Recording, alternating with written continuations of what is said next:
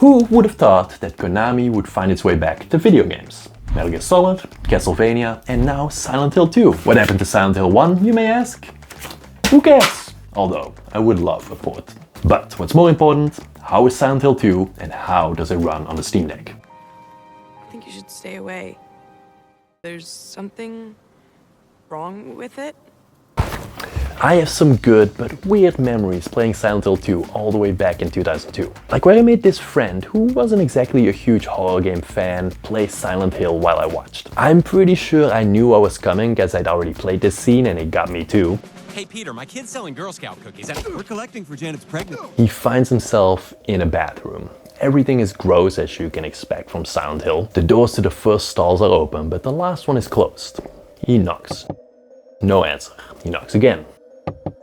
Huh, still nothing. He turns around and walks away. But as soon as he's about to exit the bathroom, this loud, creepy laugh happens. He jumps so high, his head almost hit the ceiling, and I'm on the floor, gasping for air, laughing. Those are the days. Alright, enough reminiscing. Silent Hill 2, originally released by Konami in 2002 for the PS2 and PC. Now ported and reimagined for the PS5 and PC. And man, I can already tell you, it is a beauty.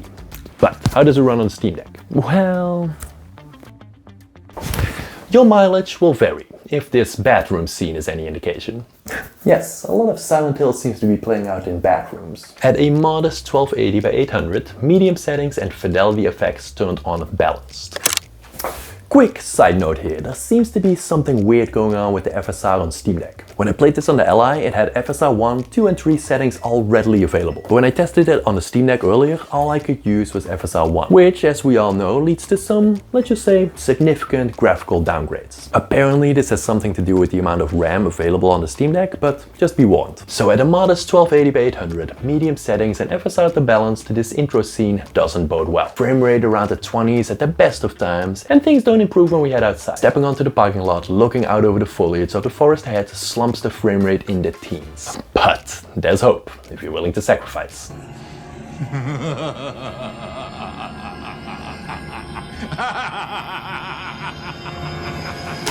But first, I really want to talk a bit about Silent Hill. It is just so good, guys. Let's not talk about the graphics right now. On a decent gaming rig or PS5, I'm sure they would be beautiful. No, I'm talking about this.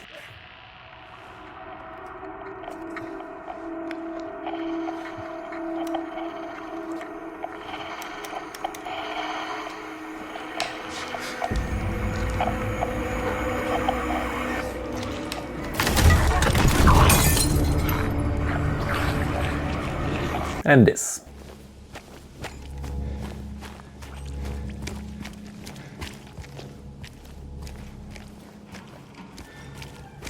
The atmosphere in this game is so good. It is most definitely on par with what I remember Silent Hill 2 to be. The world design is still amazing. I love coming up on these weird barriers or chasms and just wonder what the heck happened in this town.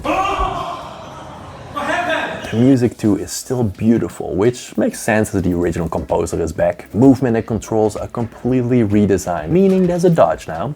And the combat, one of my few gripes with the original, is so much more meaningful now. And lastly, the world itself has been completely reworked. It feels familiar yet different. Similar areas, but completely different layouts. New puzzles, different monster placements. This is definitely a remake on par with what we've seen in, for example, Resident Evil 2. It is so great. Now, what was I saying about performance? But there's hope. So, performance is crap. But here's what I did. Resolution from 1280 to 1074 by 768. Graphic settings to low and FSR on balanced, which looks, to be honest, absolutely terrible. However, as you might see behind me, even with these settings, performance is still lagging. We could put the FSR down to performance mode, but I really don't want to go that low. So instead, I turned FSR off and just played for a while. And miraculously, this is what happened. Ever since I reached Silent Hill, not a dip below 30 frames per second in sight anywhere. Almost like it doesn't want me to leave. Huh. And I know what you're going to say. Yes, it still looks like crap, and I can't disagree with that. Having said that, I'm going to be playing this on the Steam Deck anyway, and here's why. When I was testing this on the Ally, which runs as expected much more stable, this here is 1280 by 800, medium settings and FSR 3 on balanced. Yes, FSR 3. It looks much better and more stable, even in the intro area. The problem is this. Do you see it? I was fully planning on playing this on the Ally, but I couldn't get my Steam Cloud to sync. I rebooted Steam like 5 times. Guess what? Steam Cloud is not available, so that's pretty lame. All in all, great remake, but I wouldn't recommend it on the Steam Deck. At least till FSR 3 and Steam Cloud are available. Great game though. If you're looking for some other games, check this out for 11 amazing horror games to play in October, and I hope to see you in the next one.